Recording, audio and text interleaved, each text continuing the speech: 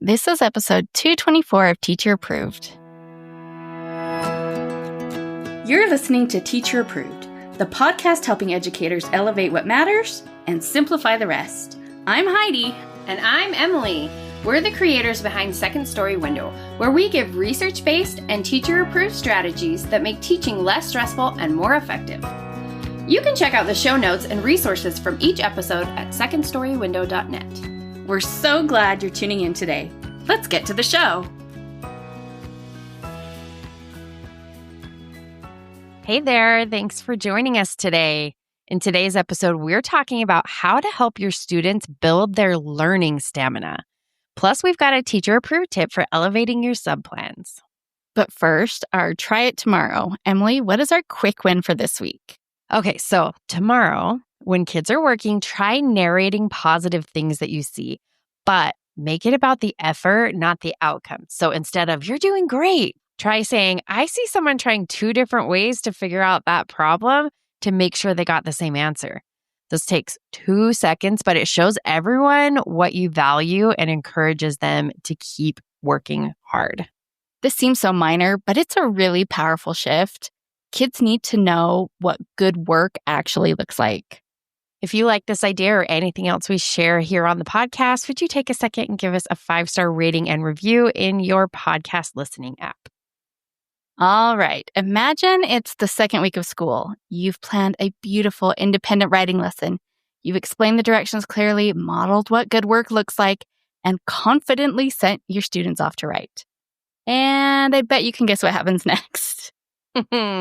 Well, let me think. Probably about 3 minutes in, half the class is at the pencil sharpener. 2 kids are done with work already that should have taken them 20 minutes. And someone's having a sudden shoe emergency that apparently cannot wait. Exactly. If you have ever asked your students to work independently for 15 minutes in those first days of school, you know exactly what we're talking about. The wandering eyes, the bathroom requests, and suddenly everyone's water bottle is desperately empty. Yes, and it's not that your students don't want to focus. It's just that many of them are still in summer brain mode. So their attention spans are shorter. They're adjusting to new routines and expectations, and they're just not used to sustained focus anymore. And that is assuming that they ever had the skills to focus to begin with. Yeah. But rather than pushing through, hoping it will get better, what if we took a more proactive approach? What if we treated stamina not as something kids either have or don't have, but as a skill we can teach and grow, just like reading or math? We don't expect kids to multiply 2-digit numbers without teaching them how, right? So why do we sometimes expect them to focus for extended periods without explicitly building that capacity? And that's exactly what we're going to talk about today. And Heidi, kick us off. You've got a good example of this, right? I do. Well, I hope everyone is comfy because we are starting with a story time. And I so wish right now that I could do a Sophia Petrillo impression. But you're just going to have to imagine me with gray curls and a wicker purse. Picture it. And if you're too young to get that reference, first of all, how dare you? And we probably seem so old to you right now that you do think we have gray hair and wicker purses. So rude. I mean, the gray hair may be accurate. It's not fully gray, though. We are taking care of that. But I do not have a wicker purse. Thank you very much.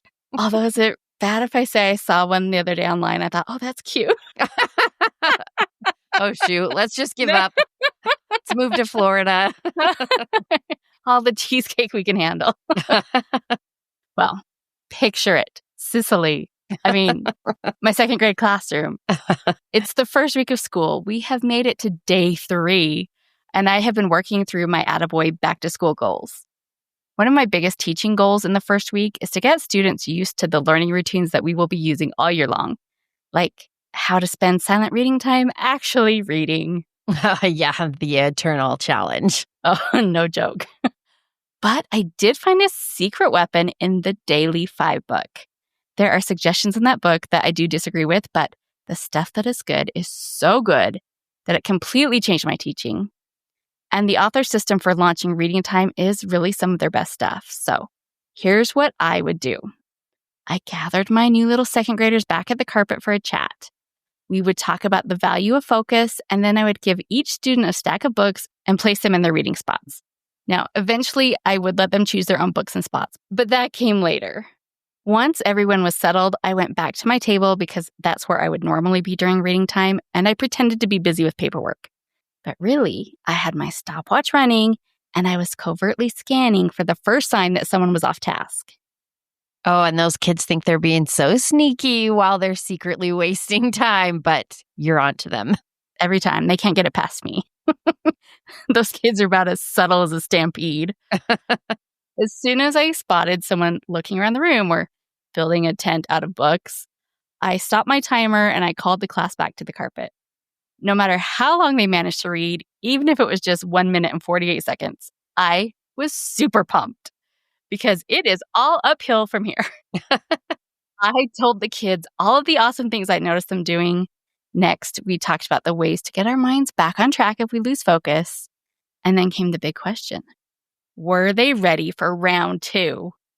We set a goal for how long they thought they could focus, and because they're overachievers, they would immediately jump to 10 minutes. Why did they do that? They always think they're ready to take on this like enormous challenge. Where it's like, guys, you couldn't even do 2 minutes. That's why second graders are the best. They just have no grip on reality. That's what makes them so lovable. Yes, definitely. So I would suggest something a little more doable, like, okay, we made it 1 minute and 48 seconds. Do you think we can try for 2 minutes? And if we can keep going, maybe we'll get to 10. So armed with their new resolve, the kids went back to their reading spots and I went back to my table. The timer started again and I got my paperwork out again. And then as soon as I spotted someone off task, the timer stopped.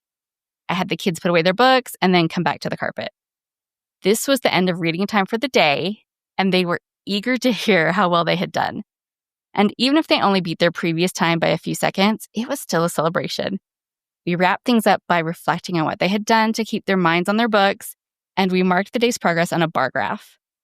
That visual really made a huge difference. Suddenly they could see, oh, today we made it 2 minutes. I bet we get to 3 minutes tomorrow. It turned stamina into a class challenge, almost like leveling up in a video game. I love that, especially because they're all working together for the goal. Now, this wasn't something you did all year, though, right? Oh, no. I think we all would have gotten real sick of that real fast. But I repeated that process every day until they could focus for about 10 minutes straight. After that, I would keep slowly building their on-task stamina, but we didn't stop in the middle and discuss it anymore. So that was my grand experiment with reading stamina. Basically just me trying to trick a bunch of 8-year-olds into believing that sitting still and reading silently was the coolest new sport in town. But you know what? It worked. It worked every year. By October, that same class that could barely manage 2 minutes at the start was reading independently for 20 or 30 minutes. I sometimes had classes that could read for 40 minutes. But it didn't happen all at once. We built it day by day, celebrating every small victory along the way until they got where they needed to be. Oh, I love it so much. And this is a great story on its own. But the best part is that these same principles that got your kids reading longer can apply to any part of the school day. That could be math practice, writing time. We know how writing stamina can be so low. Centers, even making sure your mornings are efficient and effective. So let's break down 5 reasons why this approach to reading stamina worked, and more importantly, how you can apply these same ideas to any time of day. I think the first big takeaway here is that kids need the language to talk about stamina. If we just say, try harder or pay attention, that really doesn't mean anything. But when I started talking about it like training a muscle, it clicked. I could tell them, all right, we're building our reading muscles today. Every time you practice, you go a little bit longer and you get a little bit stronger. And suddenly they weren't just, doing reading time, they were training. And who doesn't want to feel like they're leveling up? Yeah, and the key to making this stick is to use kid-friendly language. Defining stamina as the ability to stick with something even when it takes time or feels hard is something they can understand. We want kids to see that stamina is a skill they can develop, just like learning to read or ride a bike. And that same principle can apply to any subject. It's important to make struggle visible and normal in your classroom by openly addressing it with your students. You can start by having a conversation. Help them understand that struggle is the time when learning is happening. You can ask students to share times when they've had to work hard to learn something, and then work together to create an anchor chart that defines what to do when you're stuck. Students might suggest things like try a different way, ask a friend, look for examples, or take a break and come back. It's also helpful to include what not to do. Things like running away to the bathroom, asking to get water when your bottle is already full, or just sitting there doing nothing. Yeah, for some reason, students are often surprised that we have picked up on these patterns. What? How did she know? Yeah, they think they're so sneaky. But naming those little tricks helps everyone be more aware. The goal is to normalize struggle and give students concrete strategies for working through difficult moments. The second lesson from Heidi's story is to start small and make progress visible. And this might be the most important principle of all. It's easy to think that kids should be able to do something by this age, but as we all know, that doesn't mean they can. We have to meet them exactly where they are, which, in my case was 1 minute and 48 seconds. And then we can build from there. Starting small lets students feel successful early, which is incredibly motivating. It's also important to know when to stop pushing for the day. As soon as my students were done with their second attempt, we were done with reading time for the day. I didn't want it to become a chore, so I ended things on a high note, even if it was only 4 minutes long, and we celebrated any progress and added it to our graph. The clear visual of the graph makes this process so motivating for students. As each day's bar gets colored in, they have clear proof of their improvement, and it motivates them to want to keep trying. Unfortunately, success probably isn't going to be a straight line. Some days we'll have setbacks, and that's totally okay. We want students to know that we can learn from mistakes too. So when this happens, have your students talk about what went wrong and ask them to make a plan for what they can try tomorrow. Starting small and visually tracking progress really does work for any subject. You can use the same process to build writing stamina, math persistence, and getting kids focused during morning work time. The key is making the increments small enough that success feels achievable. Don't jump from 2 minutes to 10 minutes. Even if they think they can make that jump. Yes, don't let them do it. Each small victory builds confidence for the next challenge, so you want to make it easy for them to have those victories. And then make sure you're celebrating. Did your class make it 4 whole minutes today? Add it to the chart and do a little happy dance. Those moments help stamina feel like a group achievement instead of a chore. And didn't you have a Facebook memory pop up the other day that was like, my students read for 3 whole minutes today, and you were celebrating, right? Yep. We take our wins where we can get them. Yep. The third takeaway for building learning stamina is to use breaks strategically. Every time Heidi called the class back together after a timed round of reading, she gave their brains a chance to reset. They had just spent a few minutes concentrating really hard, and that quick pause and movement let them hit the reset button on their attention. Plus, taking strategic breaks teaches students that focus isn't just about gritting your teeth and pushing through. Sometimes the best way to maintain stamina is to pause, breathe, and then jump back in. And that is such a valuable lesson for kids to learn, and probably for some grown-ups to learn too. And it's actually easy to build these focus resets into any subject. If students are working on a long writing piece, plan strategic pauses where they can share a sentence with a partner or do a quick stretch, or have them twist and turn in their seats between math problems. And luckily, there are a lot of creative ways to add movement and breaks to your day. Yeah, a great desk break is having students gently press their palms together in front of their chests and holding it for 3 seconds. It's simple, but an effective reset. You can even do something like desk cycling. Ask students to hold onto the sides of their chairs and then pedal their legs as if they're riding a bike. Or you can use an imaginary paddle to paddle a canoe. Just make sure that students switch sides, or their imaginary canoe is just going to go in imaginary circles. I know, we need to teach them proper canoeing skills if we're going to bother at all. There really are endless ways to build in movement without losing control. You could do wall push-ups, chair yoga, silent disco. What's a silent disco? Oh, it's where you say silent disco and then kids dance like they're hearing music, but it's totally quiet. So be hilarious and get the wiggles and the giggles out without too much chaos. Oh, I bet they love that. And if you want an easy way to incorporate strategic breaks into your daily routine, we've got dozens of brain breaks that you can use. Probably hundreds, actually. There's so many. We split them into 3 categories: breaks for when kids need to calm down, breaks for when kids need to focus, and breaks for when kids need some energy. So you can find exactly the right activity for your class. The nice thing about our brain breaks is that they can be done without technology, so you can use them anytime and anywhere they're needed. You just print off the cards you want and keep them where they're easy to grab any time of day. I like to just put like a metal ring in the corner for each deck, and you can check out our brain breaks at the link in the show notes. No matter what kind of break you do, a good idea is to wrap things up with a clear transition back to focus mode. Try having students stretch and breathe for a few seconds, or have them do an energy check-in. Ask them to pay attention to how they feel at the end of the break. Now, you don't have to discuss this. It can just be a moment of silent reflection before getting back to work. Okay, the 4th lesson from Heidi's reading launch is to give students tools to manage their focus. We often equate focus with willpower, but really it's more about having strategies. Helping students recognize when their focus is drifting is a powerful gift. And one tool that even adults can use to help reset their focus is to take a breathing break. If it feels like your mind has a mind of its own, pause for a second for a few calming breaths and notice how your attention resets. Another idea is to extend the discussions about stamina to discussions about focus.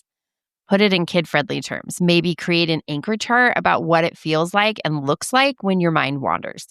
Include examples like you realize you've been looking at the same page for a while, or you catch yourself thinking about lunch instead of your story. There are also lots of practical supports that teachers can give. A visual timer makes work time feel more concrete because kids can tell exactly how long they have left for their math assignment. Or you can try teaching students some reminders that they can repeat to themselves, like, good writers keep trying. This gives kids encouragement to push through a tough moment. The key is teaching students that when they feel their focus slipping, they're not helpless. They have a toolbox of strategies to try. This helps them see concentration as a muscle that they can strengthen one choice at a time. The final lesson we want to talk about today is including reflection and goal setting in your stamina building process. Until my students were up to about the 10-minute mark, we would debrief together at the end of reading time. And I would ask them questions like, what went well today? What was tricky for you? How did you handle it when your mind started to wander? And what should we try differently tomorrow? And I think that discussion piece is key. It's easy to skip over because we feel the pressure to move on with the day. You can keep things quick, though. Even a couple of minutes will do the trick. But it is so important to help students notice what works for them and what doesn't. And it builds that sense of we're all working on this together. After kids share their insights, you can wrap up the lesson by graphing their progress and then deciding together what to aim for tomorrow. If you had a rough day, you might need to keep the same goal, or if progress is slow, maybe you just add 30 seconds. We want students to be proud of how they're improving, even if it's just a little at a time. This reflection piece is so easy to build into any subject. Wrap up math by asking, what was one part that stretched your brain today? Or after group work, what helped you stay focused on your team's task? Those conversations are where the real learning happens. As you're working on stamina building with your own students, an important thing to keep in mind is that your neurodivergent learners might need specific accommodations in order to be successful. Breaking tasks down into smaller chunks, providing movement breaks more often, or offering alternative seating options can be essential supports. But the good news is that these stamina building strategies we've been talking about are exactly the kinds of support that all kids need, including your neurodivergent learners. Teaching focus as a skill, making progress visible, providing tools and strategies, this benefits everyone. And not only does it work for all of your kids, it works for all of your subjects. Use these same principles to build writing stamina, math stamina, listening stamina. Just adjust the specifics to match your different goals. So to recap, our 5 key principles for building learning stamina. First, give students the language to understand stamina as a skill that they can develop. We're building our reading muscles. Second, start ridiculously small and make progress visible through tracking and celebration. Third, use breaks strategically to help students reset their attention. Fourth, give students concrete tools to manage their focus when it starts to drift. And fifth, build in reflection and goal setting so students become aware of their own learning patterns. Your students are capable of so much more than they realize. With your guidance and these systematic approaches, they can grow their stamina day by day until they're tackling big projects, sustained reading, and challenging work like pros. And we promise it will happen, even if they can only handle 1 minute and 48 seconds right now. And we would love to hear how you help your students build learning stamina. Come join the conversation in our teacher-approved Facebook group. Now it's time for this week's teacher-approved tip of the week, where we share an actionable tip to help you elevate what matters and simplify the rest. This week's teacher-approved tip is to leave a happy surprise for your sub. Tell us more about it, Heidi. Well, now that everyone has been back in Germ Central for a few weeks now, you might be coming down with your first cold, and our apologies if that is the case. Hopefully, your sub binder is ready to go and the copies are easy to make. But if you have vending machines at your school, one thing you might want to do is leave behind some quarters so your sub can get a little treat. For me and my sub binder, I had a little zipper pouch with a sticky note that said something like, "Thanks for your help today, grab a soda on me." And then I just had 4 quarters in there. Now, of course, this assumes you can still get a soda for 4 quarters. It's been a while since I've been to a vending. Yeah. I haven't been to a vending machine in a while. Who knows? Maybe you need 8 quarters these days. And obviously, this is totally optional, but everyone appreciates a thoughtful gesture. And if it happens to motivate the sub to follow your plans with a little more attention than before, then that would be a win for everyone. To wrap up the show, we are sharing what we're giving extra credit to this week. Emily, what gets your extra credit? I'm giving extra credit to my cell phone carrier, which is called Visible. About 18 months ago, I decided to switch carriers because I was just so sick of how much money I was paying for my Verizon plan. After doing some research, I discovered there were lots of low-cost options, but Visible jumped out to me because it is a affordable carrier that's owned by Verizon and uses their same network. So it was basically a no-brainer to switch, and I have loved it. I haven't noticed any difference in my service. I was nervous to switch to a totally different company that I didn't know how the coverage would be in my area, but switching from Verizon to Visible was no difference. So that was really nice. And I think I was paying like at least $70 before, and now I'm paying $30 a month for unlimited minutes and data just like I was getting before. So I will put a link in the show notes, and I think you get a $20 discount if you use that code. And I believe you can combine it with whatever their special introductory offer is too, which is nice because they always have great sign-up offers. So this is not sponsored. I just was thinking today how nice it is to be paying so much less for my cell phone carrier these days. Okay, I have to get on that. Every time I pay my bill, I think, okay, I got to figure out that switch. So this is motivating me. Yep, I'll send you the referral link. Please do.